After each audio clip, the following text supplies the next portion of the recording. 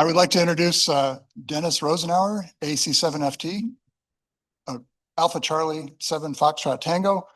And Dennis is Obi-Wan when it comes to RF. Dennis's list of accomplishments in amateur radio is very long.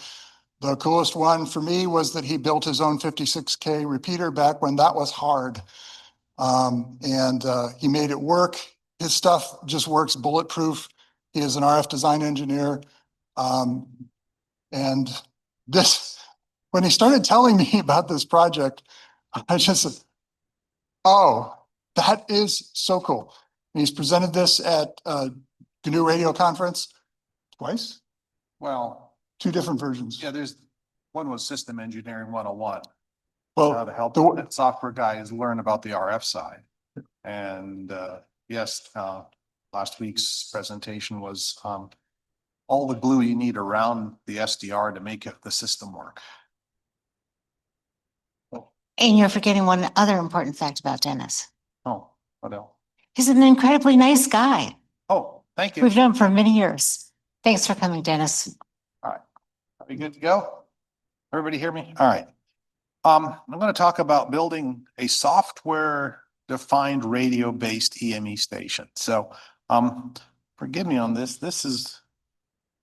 We should be able to do this in the slideshow mode, but I end up with this tear on here. So if somebody wants to look at it a little different, we can do it. I'll leave the tear on it.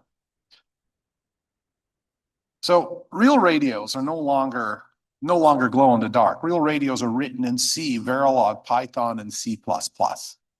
How many of you have played with a software-defined radio? Okay. How many of you have not?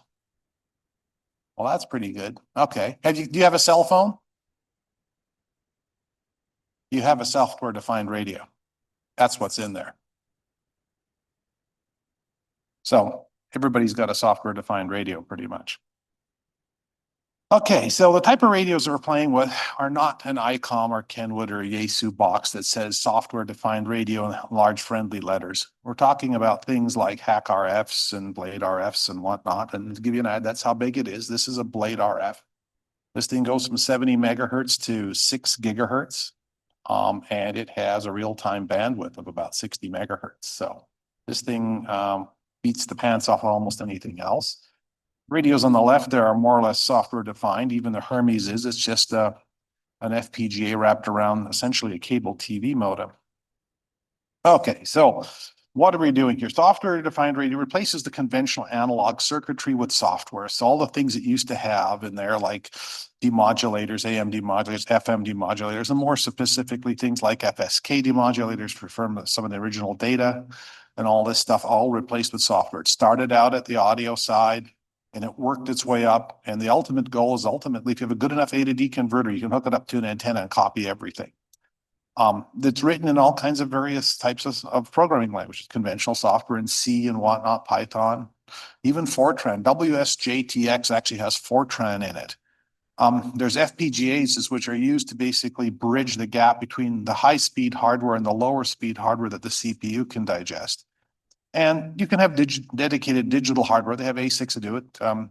Analog devices and TI make parts that actually have things like filters and everything inside. Another very important thing is it preserves the SNR. You don't add noise when you digitally process unless you deliberately do so, or you have a truncation error. But if you can throw enough bits at it, you will preserve all the signal as it comes in, and every stage won't deteriorate that signal and noise ratio.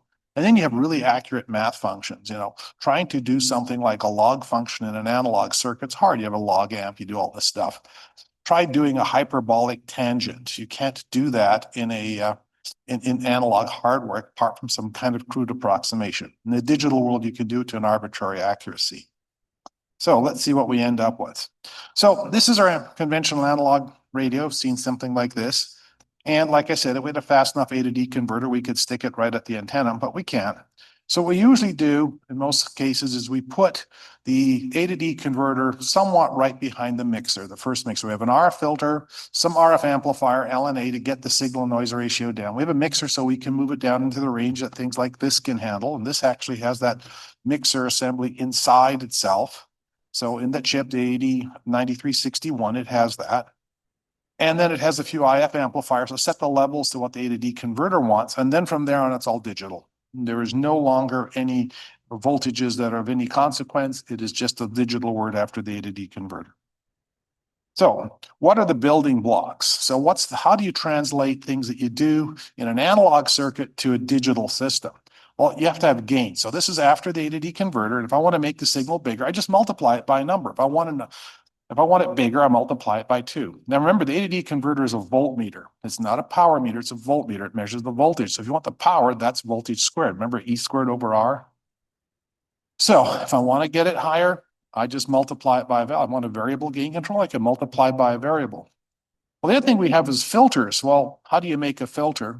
And if you do some little bit of signal processing study, you'll find that a very common filter is an FIR, which stands for finite impulse response. And that's a little block diagram of an FIR filter. And all it is delay, multiply, and add. Take a sample, take the sample you had before that, some number of the ones that you've had in the past, multiply each of those coefficients by a value, which are the filter taps, which is the coefficients of the filter, and then add them all up. There's algorithms to do it fairly efficiently, some at the expense of memory, some at the expense of speed, and that's how you do basic filtering. There's a number of other classes of filters. This is the one that's very commonly used. It's largely the simplest. How do you do a mixer? You just multiply the RF times the LO. That's all there's to it. So it's a multiply. The other fun thing that you end up with is you end up with complex numbers. And we'll get into that in a little bit. How do you build an oscillator? You just basically add, accumulate, and follow by a sine function. So what you do is you build a ramp that you increment up this ramp, whatever speed you want. So if you want an LO or some frequency of some oscillator, you build the ramp, and then that number is going to go from over a number field from 0 to FFFF or whatever you like. And you follow it by a sine function, which you can do either a lookup table if it's not too large, or you can do a more complex thing. You can get into a Cordic algorithm and things like that. And these are all little buzzwords you can look up. But there's ways to do that, and you generate the sine function. You can buy these on a chip, or if you're doing it in FPGA, you can instantiate it in the FPGA, and you can do it in software. You can take and write the code. The DDS code is about 4 lines. It's basically add it, save the value, multiply by this, feed into the sine function, and there's your output. If you want quadrature, or you want 90-degree phase shift, use a sine and cosine function. All right, so A to D converter. This is probably the most important block in an SDR. This is what you need to actually take that signal that's analog, convert that time varying signal and into some numbers that the computer can handle or the FPGA can handle. And the way we do that is we take the signal, we condition it with some amplification, sometimes some filtering, and then we sample it. We send a very precise sampling clock. We say, I want to know what it is right now, because I want to know what it is now, right now, plus some delta t seconds. I want to keep that sampling interval constant. It makes the math behind it a lot easier. And then once we have that, then we feed it to the A to D converter, which is really a comparator. You take a D to A converter, and you compare it to when you get the right value that you're seeing in, because all of them work in that kind of fashion. It's either as a flash converter, priority encoder, or some other things, excessive approximation registers, or if you go to voltmeters, they do a thing called dual slope, but that's too slow for signal processing purposes. Most cases, it's some form of successive approximation and flash converter combination. The result is you get a number that's proportional precisely to that voltage. It's basically a really high speed voltmeter. That's all an A to D converter is. And it samples at a very specific interval. Okay, the D to A converter, we got to sometimes transmit, don't we? So we can do that. And all it is basically switching between a couple of resistor values. What you're trying to do is put in a voltage value. And here it selects between 2 voltages. In this case, 0 and a reference, 5 volts. And as you work out all the values of these resistors, you build this voltage divider, you're switching all their inputs into it. And if you become friends with the superposition theorem in electrical theory, you'll end up coming with an equation like you see there on the bottom right, and it tells you what voltage you get for a given digital word in. In this case, this one goes negative because of the op amp being an inverting op amp, but you can make them give positive voltages or other things. Other types of D to A converters, you use current sources and you convert it to a voltage through a resistor. So there's different architecture, just shows roughly what it is. And you're going to need one as well. When you transmit, you're going to take this high-speed stream of digital words and convert it into a signal or a waveform, as everybody's been talking about earlier. All right. Now we got to talk about a little guy named Nyquist. There's a sampling theorem which says that we need to sample at 2 times the bandwidth to fully capture signal. It's a little counterintuitive, but if you do a bunch of math, what it says is I'm trying to capture the signal that's band limited, and the key is band limited. It doesn't have any frequency components beyond a certain range. It's not higher in frequency. And if I can get 2 samples of it within that bandwidth, then I have all the information to reproduce that signal completely. There is nothing that is not contained in it. So for example, of a 1 megahertz bandwidth signal, it has to be sampled at 2 megasamples per second at minimum. I can sample at 5 megasamples per second. That's totally okay. The limit is I got to do at least 2. That also means that if we filter a signal and we decide that we don't need the bandwidth. I'm making an SSB receiver and I'm starting at the front end and I'm a couple of megahertz wide and I go through the IF filters. If you look at your SSB radio, eventually, oops, we lose that. We go down to, to 2.5 kilohertz or 3 kilohertz of bandwidth. I don't have to sample it as fast anymore. So once I've reduced the bandwidth, I can throw away a bunch of samples because that information is then redundant. Okay, that's called decimation. And we do that a lot because it saves on a lot of signal processing. The reverse also happens by interpolation. If I want to go up and I want to upsample it so that I have a low frequency signal or a low periodicity signal, and I want to take it up to a higher frequency, I can just stuff zeros in it because there's no information in it anyway. All it happens is it drops the energy a bit, but I can multiply by a number and picks the gain up. I filter a bit to interpolate and away it goes. All right, so how does this work? Here's one of these really clever things about complex numbers and things. The way we represent a signal in a SDR is we often sample it as an IQ signal. You hear that term, IQ waveform. And what it means is we've broken the waveform down into 2 components. If you look at it, the way that center vector is going, that radial is going out from the center point of that rotating circle, goes out to the edge of it, its length is always the same. In this case, it's 1. And that's would be the amplitude. If you're doing an AM signal, that value is changing back and forth. So that's all that's happening in AM modulate. We don't care about the angle that it's doing. The angle part is basically a measurement of time. And what we've done is we've normalized it to the frequency of the transmission or the frequency of the carrier. In this case, we are actually generating a signal, amplitude of 1, but it's got a rotating phase shift to it. So this is what's showing you what's happening, what's going on. If you look at it, you can decompose that into a rectangular coordinate system. So instead of magnitude and an angle, I can say I'm at some point in the XY plane. That's what's happening. So if you looked at it down on a merry-go-round, for example, looking down at it, and you're riding the green unicorn or something like that, you could be one of those waveforms, and you saw that, you would see yourself going around the merry-go-round at some radial distance at whatever speed the merry-go-round goes around. But if you were to put a graph paper over top of that that said XY centered on it, you'd be changing your XY position, and that would be the I and Q in rectangular coordinates. And that's all that's happening. And the reason we do that is it simplifies a lot of signal processing. It automatically gives us those 2 samples per second. Nyquist didn't say that they have to be completely 180 degrees apart. They can be 90 degrees apart as well. So when you do that, and there's some math behind it, make sure that you're sufficiently orthogonal and all this other stuff and complete. But what happens is you can get a signal that you now retain 2 pieces of information, not only the magnitude, but the phase, which is the relationship of that signal that you're looking with respect to a reference. Phase is always respect to some reference.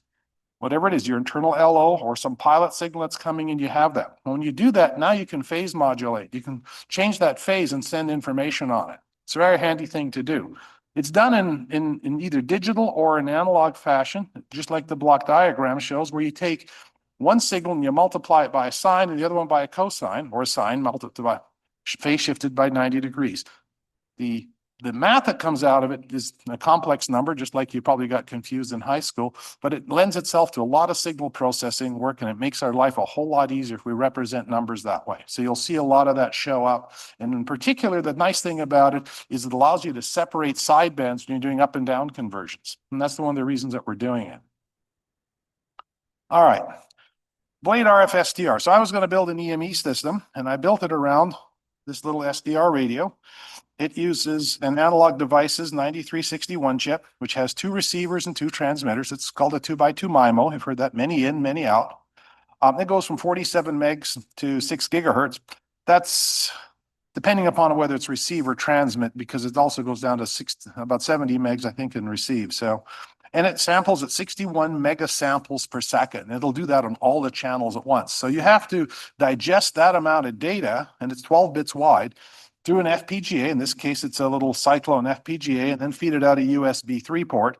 And that's how I get it into the computer. That FPGA does some of that decimation and down conversion. What it does is it takes the data that's coming, this massive data stream, and it converts that 61 megasamples per second down to 960K samples per second by basically doing frequency translation, decimation, which is taking away the filtering, taking away the data I don't need, and then slowing down the data bits, taking away and slowing down the data bits. So it slows down everything, so I don't need all the information. I can filter it up front, and I don't have to care about what's coming through it. I don't need 61 mega samples worth of data, or about 30 megahertz of bandwidth. I don't need that when I'm looking for a signal that's 2.5 kilohertz wide. All right. So it's a zero IF architecture. You may have seen that. Remember the old QRP radios like the HW7 one? Those were a zero IF radio. They down converted straight to audio. If you do it with I and Q, like I spoke about earlier, you get two pieces of information, one 90 degrees apart from the other, and that allows you to recompose a signal as a single sideband signal. The old phasing radios did exactly that. So if you found an old phasing type transmitter, it did exactly that without theta deconverters, and they recomposed it with a summing amplifier. And if you had a whole big box full of tubes and things like that and tweaked it enough, it would probably work. This does it on an IC, and it works really well because things can be well matched. First filtering and decimation occurs in the FPGA because the data is coming really fast. We transfer the data into the CPU at 960K samples per second. That means I get 960 I values in phase, 960 Q values every time. That's what I get, 960 of both. And then what happens at that point in the computer, I build an SSB receiver, and I run that as in DSP code on the CPU to actually get me an audio signal, which I can feed into WSJTX. Because remember, we're going to try and do an EME station. So this is it for signal processing 101 or maybe 0.5. We also have to get the audio out. Here's the output data. This can be RF transmit at 60 megasamples per second, or it can be the audio out on your codec as well. So this is the reverse operation.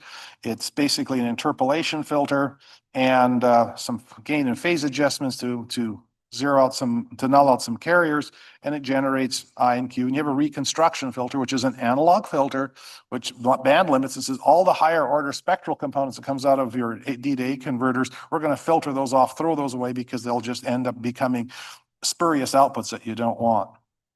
Okay, so let's see how we did this. So I decided I want to do EME receive to start off, and I was going to use GNU Radio because it's a really handy test framework. Does things really rather well, allows you to try ideas really fast. So the other thing I decided was I was going to have all the RF equipment sit outside. I was going to sit in the comfort of my shack, and I was going to have only an Ethernet cable connecting it through. I wasn't going to have LMR 600 coming through the wall or anything like that. That's all going to stay outside. So I put an LNA together with the Blade RF, and you'll find a block here that says Osmocom source, and that's how GNU Radio represents this receiver. And then I do a signal source and a multiply. Remember I talked about multiply doing frequency translation? Well, I want to move around to that 960 kilohertz passband, and that's exactly how I do it. I have a signal source, which this is a DDS, generates a sine wave. It's complex, that allows me to separate the sidebands. I multiply it, and then I feed into this low pass filter. And if you can read really carefully, it says decimation by 4. It means I'm going to slow it down by a factor of 4. I'm going to take 960K samples and take it down to 240K samples because I don't need all that information. I'm going to start narrowing the bandwidth down. I'm building an SSB receiver. Then I'm going to feed it through a band pass filter. I need to have an SSB filter, and this is one that's got complex taps. That allows me to select upper or lower sideband. This one, if you look at it, has got a pass band from 100 hertz. I'm sorry, 200 hertz to 2.7 kilohertz with a 100 hertz transition. GNU Radio computes the taps, figures out the filter for you, and lets it run. And then I feed it into what's called a UDP sync, which is basically a way to put it on the Ethernet as a UDP datagram. On the inside, I have the source, pick that up. I feed it through a couple of filters, some display so I can look at it. I can get spectral displays, waterfalls, and whatnot. And then I feed it out the audio source. I use that, there's an audio sync, I use that to basically get into WSJTX. put a 35 dB LNA in front of it, put a 2.4 meter or 8-foot antenna, point it at the moon, and with a little bit of luck, and you put it all together, you're copying an EME station. So this was one of the first copied stations I did. KB2SA in San Diego. I'm in Portland, and I'm copying him at minus 22 dB signal to noise ratio. The receive threshold for WSJTX about minus 25, minus 26. This is on 1296.065. So it works. You can see in the little area up there where the ellipse is that there's a little bit of a carrier. The WSJTX communication runs roughly a 1-minute cycle, and that has a line across telling you when you're hearing a signal. So you can see him there on the waterfall a little bit at about 1600 hertz or so. So it's 1640 or 1629, depending which line you see. So that's a full copy. Okay, whoops, gone too far. So what happens is, how does this all go together? Well, the outside system is the blade RF, as I described. There's a CPU. I've got a little 2U server chassis out there. I've got a driver and a power amp. I'm going to transmit now. And I put out 500 watts to do this. It's a homebrew system. I'll show you a few pictures. There's a TR switch for it. There's the antenna. There's an LNA, 35 dB gain, about a 0.3 dB noise figure. And then there's a GPS receiver sitting there to give me a reference. And that's what goes in that connector, 10 megahertz. So that is the entire outside system. It doesn't look like a lot, but you know, PAs are still big. They still have to generate power and dissipate heat. What happens in the CPU inside? So once I get the data off the blade RF, I have to do the same thing I'm doing further up in frequency. I'm doing this, or I showed in the flow graph, I've got to do this frequency offset because I've got to go and offset for Doppler. I got to do it both on receive and transmit. On the receive side, I decimate. I do it in 2 stages so that the filter taps don't get results. Because remember, I'm downsampling when I do that. I don't need to have all that bandwidth. And then I have a complex filter that generates a 48K sample per second upper sideband. That's approximately 3 kilohertz wide. That's what I get out of the end. So that's all the work to do that is building an SSB radio. This is actually written in C with what's called the liquid DSP libraries because I don't need GNU radio at this point because I have to control a lot of stuff. And GNU radio struggle a bit with control. I also want to transmit. So when you have the libraries, writing all this stuff is actually about 6 lines of C code. That's all it is because you're calling these functions that are already there. There's some control information that's got to come up. I use TCP sockets for doing, so you could tell that to the socket and tell it things to do something like change frequency, and it'll do that. And you can move your frequency around a little bit inside the passband. Remember, it doesn't matter where you tune it. It's like some of your radios, you basically tune the IF and you block convert down. Well, this is the digital equivalent of it. The reverse happens on transmit. I have a complex FIR filter, clean things up, interpolate a couple times, and do the transmit, exactly the same setup. It's a very symmetric system. Okay, so how does it work? Well, we put the whole thing together, and we've got all the knobs turned to 11, as everybody likes to do, I guess. You can actually make a QSO on it. So this is a real QSO. It ran about a year ago. And it was a conversation there with November 1 Alpha Victor. And if you look at the WSJTX slide there, you'll see that I'm transmitting to him, and he's picking. So you see my transmission in red, or I should sorry, that one's in green. I transmit in the yellow, and it comes back and forth, and we make a full QSO on it. So that's a full EME QSO. It's a very slow-paced conversation. Each cycle is 1 minute. So in this case, I am not transmitting on the even second, not first. I'm transmitting on the odd. He's doing the even, and we're working back and forth. You can also see I got some CQs coming in from K1WHS, and there's some other conversations that went on the system as well. So if you're familiar with WSJTX from the FT8 world, this is similar. It's just a different demodulator. So this is Q65 submode C. This is running with this kind of radio. All right, so what's all the hardware look like? So my outside SDR is the box on the left. It's on a little about 2-foot high rack. It's got a 500 watt amplifier at the bottom. Just above it is a 2U computer, which came out of surplus from work. There's a power supply and the driver amplifier, which is used to drive the PA. The PA takes in about 5 watts to get 500 out. Above it is just a shelf where the SDR lives in the GPS system. And then there's a little white face front. That's the antenna tracking system. And then there's a power controller on top. You can see the antenna feed assembly. And yep, the big coax is LMR 600. It doesn't get too warm, but the Huber and Sooner cable inside gets a bit warm. And there's the LNA and its housing, and you can see there's a little coax relay sitting there, and there's a dummy load. Because of the nature of the circular polarization, there's a 90-degree splitter, which is a little black thing you might see underneath the LNA. And what happens is I actually have a transmit and a receive port, and that provides one level of isolation. So I don't need as powerful a relay that can handle as high a power. And the little dummy load on there is to basically give any leakage power that comes out when I'm transmitting, it gives it a place to go. It doesn't reflect it back, it dissipates it there. Here's the LNA. It's homebrew LNA. You can notice the Oshpark boards. The gain here was supposed to be 37 dB. It measured out around a little on the high end of 36. I have access to good lab equipment, so I can do that. I can also look at noise figure. It uses a little Skyworks silicon germanium part, SIGGI part. There's a little ceramic filter and then a mini circuits MMIC, probably a P-HEMT following it. It's a fairly straightforward design if you've got access to a decent circuit simulator. And it turned out pretty close to what I expected. So it's kind of nice to have access to some test gear. You don't need anything too sophisticated to do this. You can make an ad hoc noise source. Many EMEers look at the sun noise. The driver testing, you can see GNU Radio being used as a test system. So GNU Radio is really good for making a test. This has got a Pluto, which is another type of SDR. It's about the same size. And this is testing the driver. In this case, I'm using it to generate a two-tone signal to feed into the driver and then take a look at the output on the spectrum analyzer and see what the two-tone intermod is like. That's the driver that actually drives the PA. It's a couple of Mitsubishi modules I had kicking around from an old project, and we hooked it all up. So that's it sitting on a rather expensive Keysight analyzer I had at work. This is the power amplifier. People like power around here. Notice there is a substantial dummy load there. And then in the foreground, you see there's some power control equipment. When you have an amplifier like this, it does draw a little bit of power. For 500 watts out, I need about 1100 watts in. So 50 volts at around 20 to 21 amps. And you have to be a little bit careful with if something goes wrong, you will notice it. That big heavy Teflon cable does get warm when I'm at full power testing. This is the amplifier inside. It started out life as it's an NXP 13750. W6PQL makes a kit for it. I bought the kit because he had all the pieces from the reference design. I took actually the reference design from NXP and I looked at it in more detail. And I decided that I was going to modify his design some. It looks very similar to his original design, but the way the boards are mounted to the heat spreader and everything is different. I solder down, he tries to clamp it. I think soldering is superior.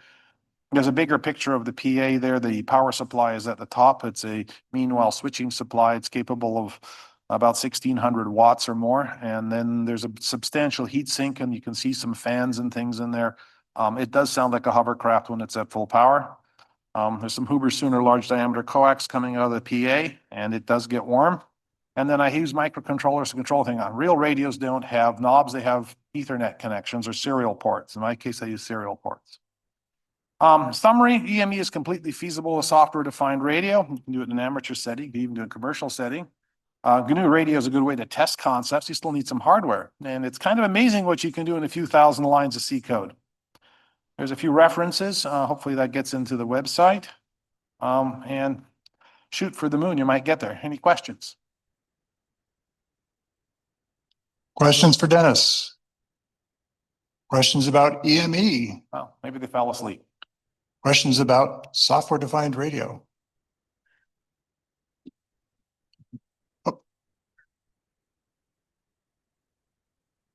Do you have an idea of what the efficiency of the high power PA is? It's a little over 50%. It's pretty close to that. I have some other information where I have a screenshot. I have a telemetry page. When this whole system's running, I have a telemetry page coming up on my computer inside, and I see what's going on with the PA and everything. And it's around 1100 watts in for a little over 500 out. So I've had the amplifiers runs PSAT at around 630 watts measured. That's as far as it'll go if I back it off a little bit, but round numbers 50%.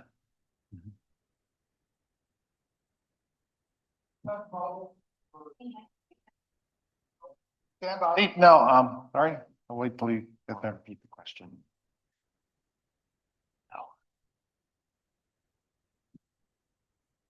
Have you had problems with your CPUs or microcontrollers? No, I haven't had any problem with CPU resetting. That actually works rather well. What I have had problems with is with USB 3. USB 3 is extraordinarily noisy. If you have a USB 3 hub within about 10 feet of your GPS antenna, your GPS will lose lock. It may be better. You can get maybe some industrial USB hubs that are a little quieter. So what that did is when I started building up the system, I had a USB 3 interface between a few things. I still have it between the CPU and the computer, and it's well behaved. It's sufficiently shielded, but the hubs are extremely noisy.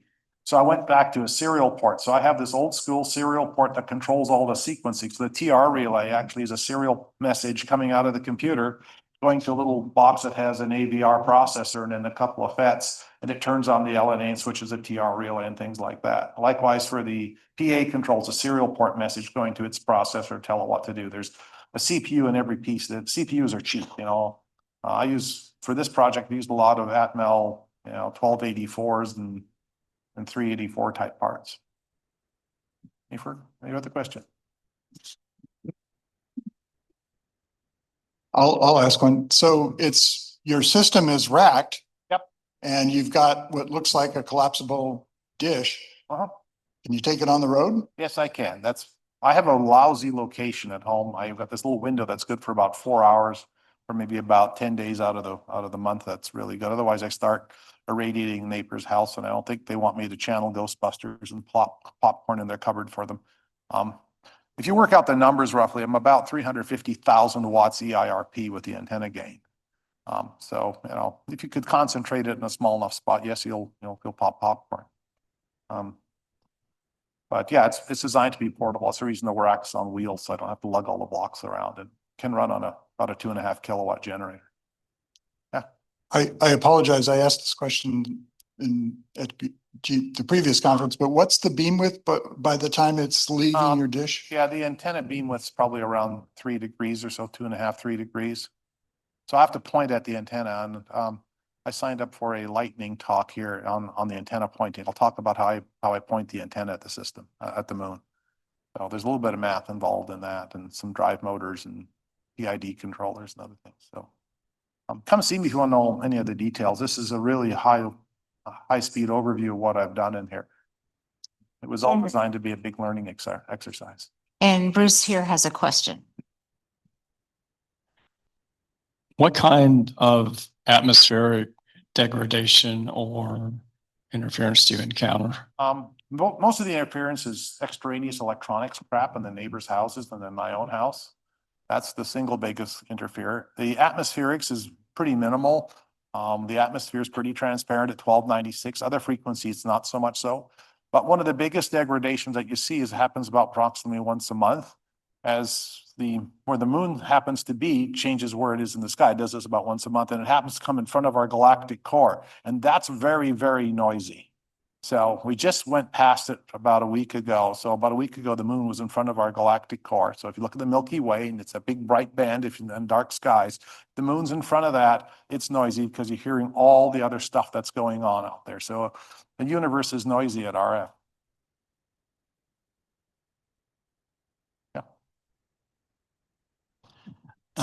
This is Doug, N0MM.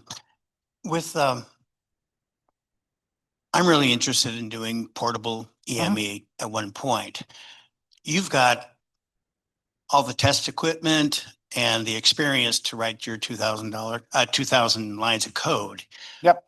What's the DIY low budget version of this? You can do this basically for the price of the hardware plus an extra SDR and maybe a nano VNA. That's what you can do it for. I have the good fortune of being able to access a bunch of stuff. So the SDR itself makes a really good piece of test equipment. So if you look back here, when I did this, I use a spectrum analyzer because I happen to have a lab spectrum analyzer in front of me. The solution to that without it is to go and take either my receiver or get another Pluto, and they're like $200 at DigiKey. Hook that up with a second instance of GNU Radio and have it act as the receiver. It will give you the exact same spectral plot that I'm getting on this probably $100,000 Keysight VNA, which I have at work. Okay, I don't have a budget like that at home either. Okay, I'm just kind of good, have the good fortune of doing that because RF design's my day job. If you've got some surplus equipment, it'll work. You can use a relatively low cost spectrum analyzer. There's actually a little low cost one that you can buy. It's like the Nano VNA. I have one of those. They're really good and handy in the field. I take those with me when I go out with my station. Because one time I had a problem. A transmitter was switching off because of bad VisWare. And I took the Nano VNA, I looked at the coax going up to the antenna to see what was going on. It was a loose connector. But, you know, little Nano VNA, which is sub $100, is a fabulous piece of test equipment. It doesn't have the capabilities of a Keysight, you know, $100,000+ unit, but it's sure handy if you if you want to find out something. And it's actually a pretty competent instrument. So, you know, get the spectrum analyzer, get the Nano VNA, get some of these, start with one. You'll find that you'll need two because you'll use test equipment. And I've done that in the past many times. In fact, most test and measurement instruments these days are basically an SDR inside. They don't want to tell you that, but you know, Keysight and guys like that who want to charge an awful lot of money basically are wrapping an up and down converter around an SDR. That's what they're doing on their high-end test equipment. So a follow-up to that, to me, the pinch point is finding, getting the power. Oh, So you have 500 watts. Yep. The minimum